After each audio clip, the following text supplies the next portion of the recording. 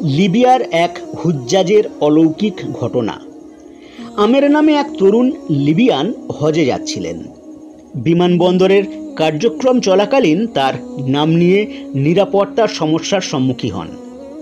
নিরাপত্তা কর্মীরা তাকে বলেন, আমরা আপনার জন্য এটি সমাধান করার চেষ্টা করব, কিন্তু আপনাকে আমাদের সাথে কিছুক্ষণ অপেক্ষা করতে হবে। অন্যান্য হজকর্মীরা তাদের প্রক্রিয়া সম্পন্ন করে বিমানে ওঠেন এবং দরজা বন্ধ করে দেন।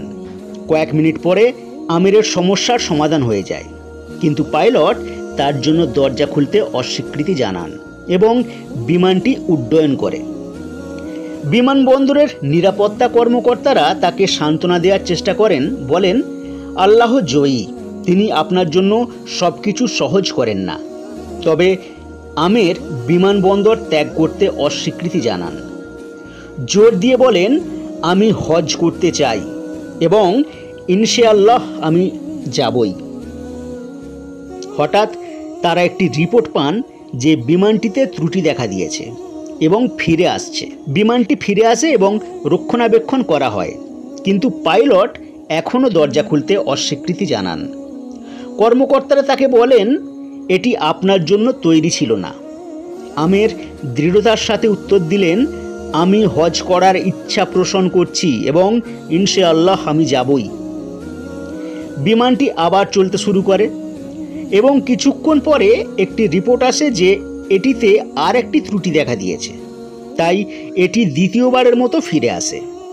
সেই মুহূর্তে পাইলট বুঝতে পারেন যে কি ঘটেছিল এবং তিনি বলেন, আমেরকে ছাড়া আমি উড়ব না। অবশেষে সেই বিমানে আমেরকে নেওয়া হয় এবং তাকে নিয়ে পৌঁছানো হয় হজে, এবং যাওয়ার পথে স্মৃতিচিহ্ন হিসাবে আমেরকে নিয়ে একটি ছবিও তোলা হয়।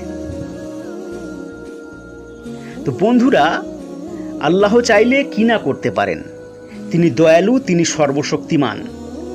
যার নিয়ত সঠিক, যার উদ্দেশ্য সঠিক, সে তার গন্তব্যে অবশ্যই পৌঁছাবে। তার জন্য কেউ কখনো বাধা হতে পারবে না। তো ভিডিওটি কেমন লাগলো আপনারা অবশ্যই বলবেন এবং বেশি বেশি করে শেয়ার করে দেবেন আপনাদের পরিচিতর মধ্যে। ভালো থাকবেন, সুস্থ থাকবেন। ধন্যবাদ।